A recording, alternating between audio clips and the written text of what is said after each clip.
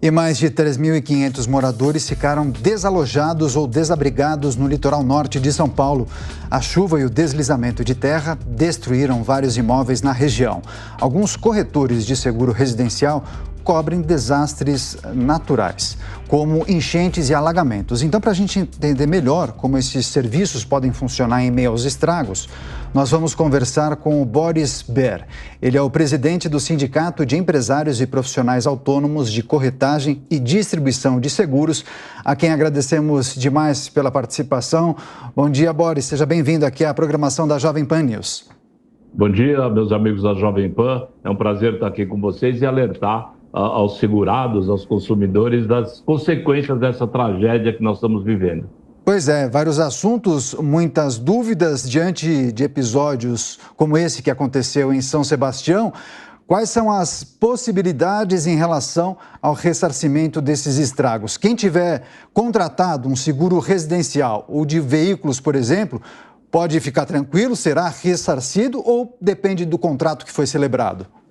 Vamos dividir o assunto que fica mais fácil os internautas e os ouvintes da Jovem Pan entenderem. O seguro de automóvel, a regra é muito simples. Se você não desafiar a enchente, ou seja, você está andando com o seu carro, você viu que tem um alagamento e você tentou passar, você desafiou, você não tem cobertura. Mas se você foi vítima, como a maioria foi nesse evento, você está coberto pelas condições gerais do seguro de automóvel, não há o que se preocupar. Tanto no dano parcial, como no dano total, como na perda total do veículo. Então, quanto a isso, é pacífico. No restante, a gente tem que fazer uma análise de que boa parte das pessoas aí nessa região nem conseguem contratar um seguro, porque a grande maioria são residências irregulares. Elas estão construídas de uma forma que nenhuma companhia de seguro aceitaria qualquer tipo de risco. Aquelas de maior qualidade, de maior envergadura, que tenham uma apólice de seguro, elas têm que ter contratado à parte a cobertura de inundação, de alagamento, e ela estará coberta tanto na questão de prédio quanto na questão de conteúdo. Mas, ainda assim, eu alerto que muitos nem contratam seguro de residência no Brasil ainda. Nós temos um percentual muito pequeno e, às vezes, deixando de proteger um patrimônio gigante, maior do que o automóvel, maior até, às vezes, do que uma pequena empresa, um pequeno negócio que a pessoa tem. Então, e nós temos que fazer, e não temos tempo aqui, uma diferenciação de conceito, o que é desmoramento, o que é enchente, o que é inundação. Mas, do modo geral, quem teve um seguro muito bem feito, procurou o seu corretor, teve uma orientação, terá os seus danos, sim, reparados, consertados, enfim, indenizados. Boris Ber, presidente do Sincor São Paulo, participando hoje de entrevista aqui no Jornal da Manhã, agora 7h28. Repita. 7h28. Boris, esse morador que então tem o seguro direitinho residencial, especialmente esse que viveu a tragédia agora no litoral norte de São Paulo, deve enfrentar qual tipo de burocracias, de dificuldades para tentar acionar o seguro nesse momento? Quais são os alertas? Bom, boa pergunta. É claro que nesse final de semana as seguradoras estiveram aí, parabenizo as seguradoras que não mediram esforços de deslocar equipe de guincho, de primeira vistoria para esses locais. Imediatamente essa pessoa deve contatar o seu corretor de seguros, ele vai solicitar uma vistoria para a companhia, um perito vai até o local, vai documentar o sinistro e vai entregar uma relação dos documentos que forem necessários, como o orçamento de reparo ou o orçamento de reposição de um bem, e é um processo muito fácil, e as companhias, todas elas têm, assim, o bom senso nesses momentos de crise de facilitar a vida. Parabenizo aqui as seguradoras que deslocaram seus guinchos, estão removendo carros segurados dela ou não, ou sem seguro algum, para facilitar. É um momento de crise e só os segurados têm que ter um pouco de paciência, porque a demora no atendimento, ela é realmente um pouco maior. Você imagina que os guinchos não estavam com facilidade ou condição de chegar ao local, quanto mais fazer o reboque. A mesma coisa vai ser para ir nas residências e apurar os prejuízos. Sua pergunta, Diogo Schelp. Boris, bom dia. Existe um padrão básico para seguro residencial em relação a danos causados por intempéries como essa, quedas de árvores, lamas, inundação, ou é realmente algo personalizado, digamos assim, na hora que o cliente vai escolher o seu seguro, ele opta também por incluir esse tipo de sinistro. Bom, o Boris, só te peço uma licencinha, o senhor já responde essa pergunta do Diogo Schelp. Nós estamos aqui conversando no Jornal da Manhã. O Boris Ber é presidente do Sindicato de Empresários e Profissionais Autônomos da Corretagem e da Distribuição de Seguros do Estado de São Paulo.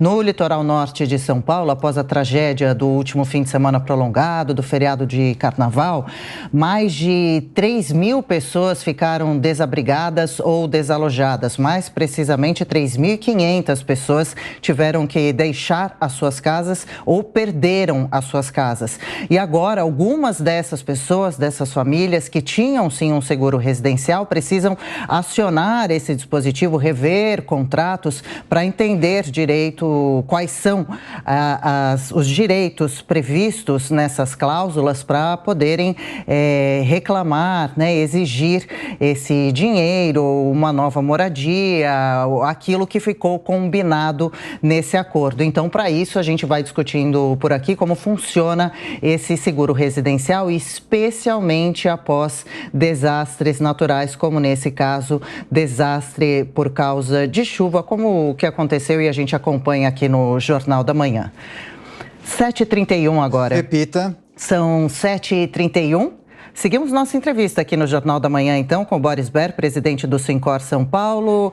Boris, você ia respondendo à pergunta do Diogo Schelp com relação a algumas cláusulas mais exclusivas desses contratos residenciais após desastres por chuva.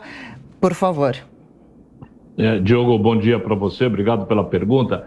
Evidentemente que cada seguro ele é proporcional a cada tipo de moradia. Uma moradia mais luxuosa, maior, ela vai ter umas importâncias seguradas também maior.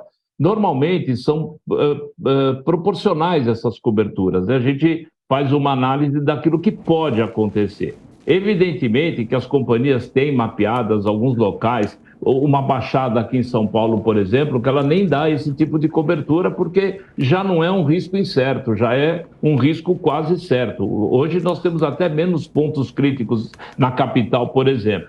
Lá em São Sebastião, na região, também tem esses pontos críticos. Então, pode acontecer de algumas companhias não darem essa cobertura. Mas a conversa entre o corretor e o segurado para avaliar os possíveis danos é o que vai determinar, dentro da capacidade de aceitação da companhia, o valor a ser segurado para cada um desses eventos. Pergunta agora é de Nelson Kobayashi. Bom dia, Dr. Boris. A minha pergunta é a respeito de prazos. Primeiro, o prazo do segurado. Quanto tempo estas pessoas que foram impactadas têm para solicitar estes seguros? E segundo, o prazo da seguradora, das companhias. Depois de entregues todos os documentos, de feita a solicitação, qual é o prazo da companhia de atender e de fazer já o ressarcimento dessas pessoas, que eu acredito que seja a maior preocupação neste momento de urgência, né? Kobayashi, o prazo, nessas ocasiões, principalmente, ele é a menor coisa importante a fazer no momento. Hoje, todas as companhias, todos os corretores têm aí o acesso pela internet, por aplicativo, você faz o comunicado e não significa que você já tenha que entregar os prejuízos. Você vai ter que orçar uma nova geladeira, você vai ter que orçar algum outro... É claro que tem um prazo para isso. Acabando a regulação do sinistro, ou seja, a apuração dos prejuízos, em menos de uma semana o segurado tem o reembolso, tem a indenização feita. As companhias hoje em dia são muito rápidas nesse atendimento, principalmente nesses casos que se entende realmente uma catástrofe, um problema realmente muito grande. Isso não vai ser o problema do segurado. O problema do segurado é sair de lá e cotar um novo equipamento, etc. e tal. Claro, tem a internet, que eu não sei se todos estão funcionando ou não, mas é bastante simples. Isso, o segurado que tem numa boa companhia de seguro, um bom corretor, absolutamente não vai ter nenhum problema. Ele deve acionar o seu corretor, que vai ajudá-lo tranquilamente. Fique tranquilo quanto a isso. Agora, doutor Boris, quando a pessoa acaba sendo impactada por um fenômeno natural e isso chega a causar algum tipo de prejuízo, estamos falando essencialmente de seguro residencial, ela pode abrir mão de acionar um seguro para acionar a prefeitura ou o governo do estado, já que trata-se de uma questão decorrente de um fenômeno natural, mas que pode ter sido agravado por omissão do estado. Há histórico de sucesso em relação à ação desse tipo?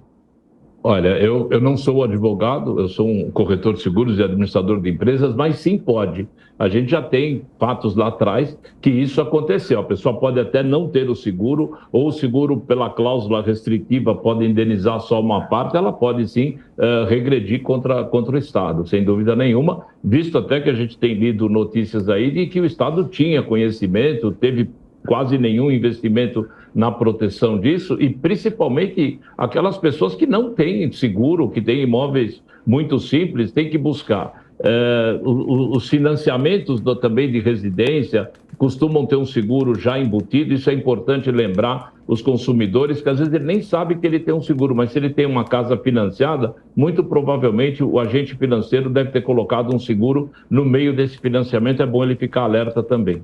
E para a gente encerrar, afinal, quais os documentos essenciais que o morador precisa ter para acionar esse seguro? E se ele só tinha um documento em papel que foi tomado pela lama? Boa pergunta, né? Nessas horas, o bom senso prevalece e o seguro tem usado sempre o bom senso. Para eu provar a existência de uma geladeira, eu não preciso te pedir uma nota fiscal, porque eu estou vendo a geladeira destruída ali.